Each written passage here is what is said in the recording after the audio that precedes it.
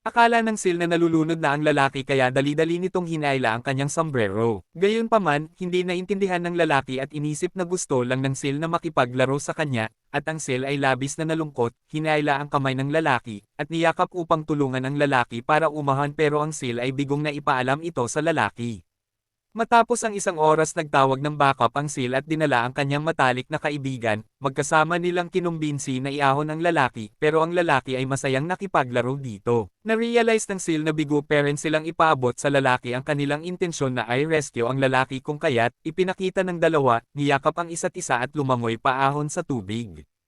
Pero bigo parent sila ang lalaki ay parang walang pakialam. Sa sobrang inis ng Sil ito ay umalis. At dinala ang kanyang barkada at pamilya pinalibutang ang lalaki upang tulungan ito. Sa wakas, naintindihan ng lalaki na sinusubukan siya ng mga Sil na iligtas.